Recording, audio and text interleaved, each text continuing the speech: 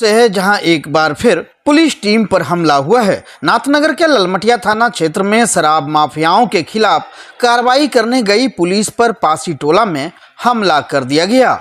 शराब कारोबारियों के खिलाफ छापेमारी के दौरान महिलाओं ने पुलिस पर ईंट पत्थरों से हमला कर दिया।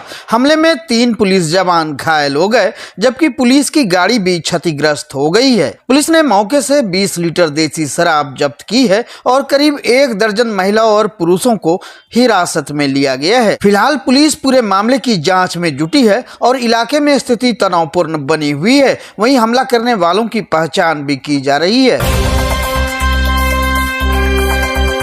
भागलपुर के लोदीपुर थाना क्षेत्र अंतर्गत माछीपुर गांव में रविवार को रास्ता विवाद को लेकर 2 पक्षों के बीच जमकर मारपीट हो गई। इस झड़प में दोनों पक्षों के आधा दर्जन से अधिक लोग घायल हो गए, जिनमें महिलाएं भी शामिल है। घायलों को इलाज के लिए सदर अस्पताल और मायागंज अस्पताल में भर्ती कराया गया है। घटना को लेकर एक पक्ष के मोहम्मद तामिल ने आरोप लगाया है कि जिला परिषद सदस्य बीबी कहकसा के बेटे मून ने अपने समर्थकों के साथ मिलकर उनके परिवार पर लाठी डंडों से हमला किया। उन्होंने बताया कि यह विवाद एक जमीन को लेकर है, जिसे उन्होंने कानूनी रूप से खरीदा है। आरोप है कि जिला परिषद सदस्य उस जमीन पर जबरन रास्ता निकालना चाह रही है। जब उन्होंने इसका विरोध किया तो मून और उनके साथियों ने उनके परिवार को बुरी तरह पीटा। मोहम्मद तामिल ने बताया कि इस हमले में उनके साथ मोहम्मद माफिन और उनकी पत्नी बीबी नरगिस को गंभीर चोटें आई है। नरगिस की हालत गंभीर होने के कारण उन्हें मायागंज अस्पताल रेफर किया गया है। तामिल का कहना है कि मारपीट की यह घटना पूरी तरह से सुनियोजित थी और उन्हें जान से मारने की धमकी दी गई थी। वहीं दूसरी ओर जिला परिषद सदस्य के पक्ष से छोटू नामक व्यक्ति ने बताया कि विवादित जमीन को लेकर पहले से ही दोनों पक्षों में तनातनी चल रही थी। रविवार को बात बिगड़ गई और दोनों पक्षों के बीच झड़प हो गई। छोटू ने आरोप लगाया कि उनके पक्ष के लोग भी इस मारपीट में घायल हुए हैं। उन्होंने बताया कि वह और बीबी मुमताज को गंभीर चोटें आई है। फिलहाल दोनों पक्षों ने इस संबंध में लोदीपुर थाना में लिखित शिकायत दर्ज कराई है। वहीं पुलिस ने मामले की जांच शुरू कर दी है। सबसे पहले छोटू मारपीट किया सर, उसका पूरा फैमिली। अब मून जिला परिषद का इसकी जितना भी रुपया खर्चा होगा हम करेंगे। इन लोग को घर घुस के मारो। उसके बाद घर घुस के मारी सर। उसके बाद उसके पहले बाउंड्री लेने के लिए हुमायूं हम लोग से 1 लाख रुपया जिला परिषद घुस भी ली सर। कौन? मून 1 लाख रुपया। अच्छा, मून कारण क्या है? मून क्यों मारपीट कराया? सर जाके वो भी प्लॉटिंग करता है, हम भी प्लॉटिंग करते हैं सर। वो दबंग है, हम 0 पावर हैं सर। क्या जिससे मारा आपको? हमको 3 नाइट के रट से मारा है छोटू। समझा सर? भी किया है क्या फायरिंग छोटू 2-3 टो की। जिला परिषद का इसकी जितना भी खर्चा होगा हमरा होगा। अगर 10 लाख भी होगा खर्चा तो उसका गम नहीं है। इसी सबको मारो। घर घुस के मारी। घायल है? कुल घायल 3 ठो आदमी घायल है सर। उसके बाद भी 1 लाख रुपया घर से और सोना चांदी लूट कर भाग गया। क्या नाम हुआ आपका? मोहम्मद कामिल सर। जिला परिषद मारा? कौन जिला परिषद? घर में घुस के मार दीजिए, जितना चीज बस सब लूट लीजिए। घर में घुस के मारी सर, कोई भी घर में नहीं।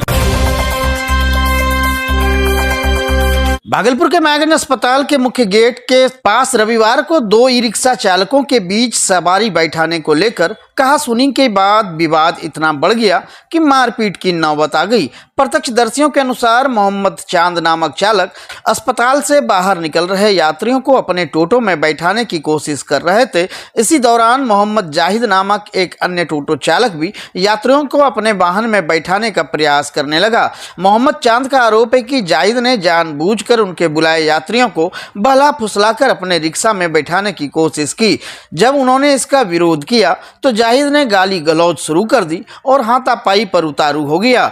चांद ने यह भी आरोप लगाया कि स्थानीय चालक होने के नाते जाहिद और अन्य चालक बाहरी चालकों को आए दिन धमकाते हैं और उन पर दबाव बनाते हैं। वहीं मोहम्मद जाहिद ने इन सभी आरोपों को सिरे से खारिज करते हुए कहा कि उन्होंने किसी यात्री को बरगलाया नहीं, बल्कि वह यात्री खुद उनके बुलाने पर आया था। गौरतलब है कि मायागंज अस्पताल के मुख्य गेट पर ई रिक्शाओं की भीड़ अक्सर बनी रहती है, जिससे मरीजों को लाने ले जाने वाली एम्बुलेंस को आवाजाही में खासी परेशानी होती है। कई बार इसी भीड़ के चलते इमरजेंसी गेट तक समय पर एम्बुलेंस नहीं पहुंच पाती, जिससे गंभीर मरीजों की जान पर बनाती है। वो मायागंज का लड़का था, मायागंज का था। क्यों मार रहा था? एक मिनट रुकिए ना, तो क्यों मार रहा था? बेकसूर का। क्या बेकसूर क्या बोल रहा था? तो बोल रहा मेरा गाड़ी की सवारी है, हम लोग उसका गाड़ी नहीं छुए, नहीं हम जानते हैं, हम अंदर से सवारी बुला के लाए बैठाने के लिए। हाँ? तो आपके साथ मारपीट करने लगा? उसका सवारी का हाथ दिए थे आप? नहीं हाँ? नहीं, हम क्या नाम है इसका? मेरा गाड़ी यहाँ लगा हुआ है।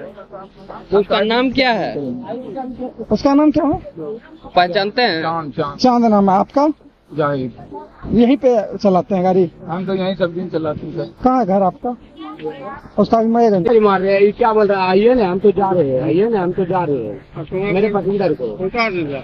हाँ उतार के अपने गाड़ी में बैठा रहा है, न उसके गाड़ी में बैठा न मेरे गाड़ी में बैठा, दूसरा गाड़ी में ले चला गया। लाठी लेके काहे मार रहे थे? गाड़ी लाठी निकाल के काहे मार रहे थे? क्या हम लाठी निकाले? क्या बोल रहा है यहाँ धरा ने रेठी देख रहे हैं मेरा, यहाँ तो क्या खरूच लगा। वो आरोप लगाया है कि लाठी लगे मार रहा था। हम उसको बोल देंगे, हमको भी निकाला था। आप मान लीजिएगा ये बात। विवाद का है वो? लोक जनशक्ति पार्टी के राष्ट्रीय अध्यक्ष और केंद्रीय मंत्री चिराग पासवान ने प्रधानमंत्री नरेंद्र मोदी से भागलपुर को सिल्क इंडस्ट्री हब घोषित करने की मांग की है। इस घोषणा के बाद इलाके के बुनकरों, खासकर युवा बुनकरों में उत्साह और उम्मीद की लहर दौड़ गई है। दरअसल भागलपुर की पहचान भागलपुरी सिल्क से जुड़ी हुई है, लेकिन वर्षों से यह उद्योग कई चुनौतियों से जूझ रहा है। अब चिराग पासवान की इस पहल को बुनकरों ने नई उम्मीद की किरण बताया है।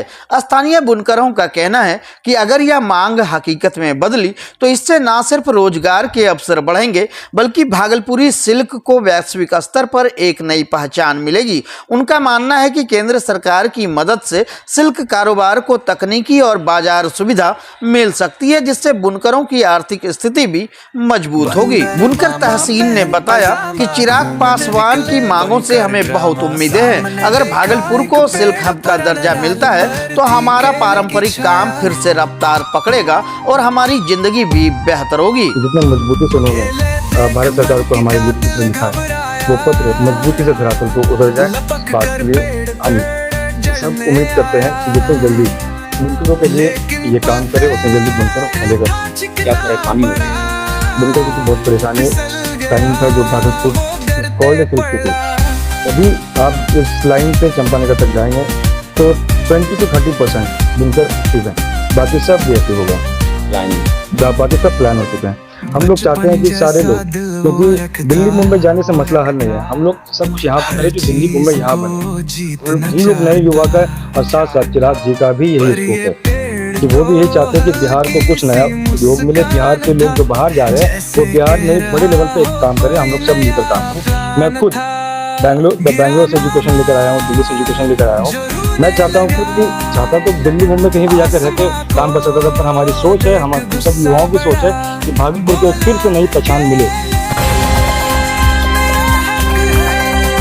नवगछिया भवानीपुर थाना क्षेत्र के बल्हा गांव में आयोजित एक मृत्यु भोज के दौरान हथियार का खुलेआम प्रदर्शन कर रहे कुख्यात अपराधी शंकर यादव को पुलिस ने गुप्त सूचना के आधार पर धर दबोचा। जानकारी के अनुसार बीती रात शंकर यादव भोज कार्यक्रम में पहुंचकर हथियार लहराता दिखा, जिससे ग्रामीणों में डर का माहौल बन गया, जिसके बाद स्थानीय लोगों ने तुरंत इसकी सूचना पुलिस को दी। वहीं सूचना मिलते ही इंस्पेक्टर महेश कुमार ने मामले की जानकारी पीटीसी अधिकारी दीपक कुमार को दी, जिसके बाद तत्परता दिखाते हुए पुलिस टीम मौके पर पहुंची और शंकर यादव को हथियार के साथ गिरफ्तार कर लिया। इंस्पेक्टर महेश कुमार ने बताया कि शंकर यादव नवगछिया पुलिस के टॉप 10 अपराधियों में शामिल है और इस समय दूसरे नंबर पर है। उस पर 10 से अधिक आपराधिक मुकदमे दर्ज है और वह कई वर्षों से सक्रिय अपराधी रहा है। फिलहाल पुलिस उसकी गिरफ्तारी के लिए लंबे समय से प्रयासरत थी। सूचना मिली थी शंकर यादव, पिता प्रज्वल यादव ग्राम बल्हा में एक मृत्यु भोज में अपने हथियार का प्रदर्शन कर रहा है। सबको साथ संजय गाती में हरमान सिंह पीटीसी दीपक कुमार को किया। दीपक कुमार ने त्वरित कार्रवाई करते हुए भोज में पहुंचकर एक देसी मस्केट और कारतूस के साथ शंकर यादव संजय यादव को गिरफ्तार कर लिया। ग्रामीणों का भी सहयोग रहा। इनका आपराधिक इतिहास क्या है? ये काफी कुख्यात अपराधी है। जोधपुर में क्या अपराधी सरकारी एवं मारपीट केस में आरोपित रहे और वर्तमान में यह भवानीपुर थाना के टॉप 10 अपराधी में दूसरे नंबर के अपराधी हैं। भागलपुर कजरैली थाना क्षेत्र के लक्ष्मणिया पुल के पास रविवार को एक दर्दनाक सड़क हादसा हुआ, जिसमें बाइक और स्कॉर्पियो की आमने सामने टक्कर में 2 लोगों की मौत हो गई, जबकि स्कॉर्पियो सवार 3 लोग घायल हो गए।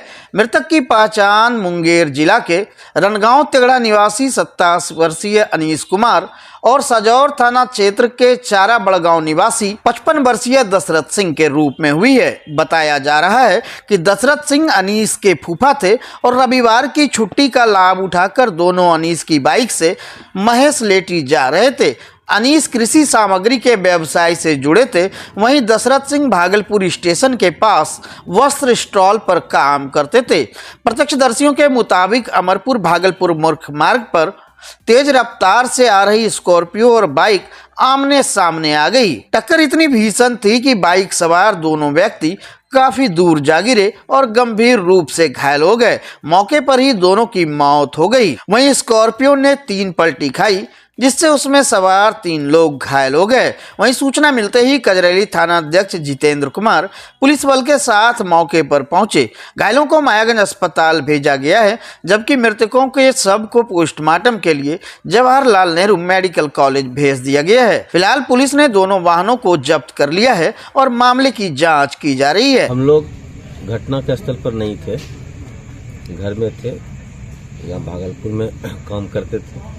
तो ये लोग अपना चाचा हैं समाज के और आराम से धीरे धीरे जाते थे आते थे। लेकिन जब पता वहाँ घटना स्थल पर हम लोग पहुँचे तो पता चला कि जो गाड़ी थी वो नियंत्रित अवस्था में आ रही थी और इन लोग बचने के क्रम में मतलब बहुत किनारे लोग गया बचने के लिए। उसके बाद भी उन लोगों ने रौंदते हुए आगे बढ़ गया, इनको पूरा रौंद दिया गया है। वहाँ के लोगों से जो स्थानीय लोग वहाँ पर थे उपस्थित बताया कि तेज गति में गाड़ी था। ये लोग घर जा रहे थे ना? हाँ घर जा रहे थे। ये जो है नवगछिया अनुमंडलीय अस्पताल में रविवार को एक ऐसा नजारा देखने को मिला जिसने हर किसी को हैरान कर दिया। अस्पताल परिसर में एक दुल्हन सी सजी गाड़ी जब लेबर वार्ड की ओर बढ़ी तो लोग हैरान रह गए। गाड़ी फूलों से सजी थी और उस पर बड़े ही खूबसूरत ढंग से लिखा था ए। जब लोगों ने पूछा तो चालक ने बताया कि यह गाड़ी नवजात बेटी को लेने आई है।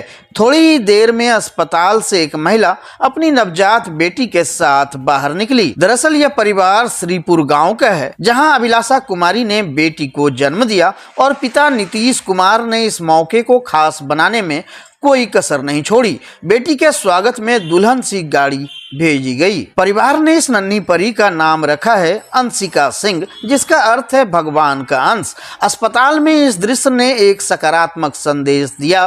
बेटियां बोझ नहीं, सम्मान और सौभाग्य होती है। क्या नाम हो आपका? जी रोहित कुमार। घर आपका? श्रीपुर। क्या ये कहानी है, ये जो गाड़ी सजा के ले जा रहे हैं? जहाँ तक कि देखा जा रहा है कि लड़कों को गाड़ी सजा के लेके जाया जाता है तो लोगों को लगता है बेटी बोझ होती है, ताकि हम लोगों में जागरूकता फैलाना चाहते हैं कि बेटी बोझ नहीं होती है। हम लक्ष्मी के स्वरूप में इन्हें घर के लिए लेके जाते हैं। बिहार में जनसुराज पार्टी ने सरकार की कथित जन विरोधी नीतियों के खिलाफ मोर्चा खोल दिया है। पार्टी ने 1 करोड़ हस्ताक्षर अभियान की शुरुआत की है, जिसकी जानकारी भागलपुर में आयोजित प्रेस कॉन्फ्रेंस में दी गई। पार्टी के संस्थापक प्रशांत किशोर द्वारा शुरू किया गया यह अभियान मुख्यमंत्री नीतीश कुमार के पैतृक गांव कल्याण बिघा से औपचारिक रूप से लॉन्च हुआ।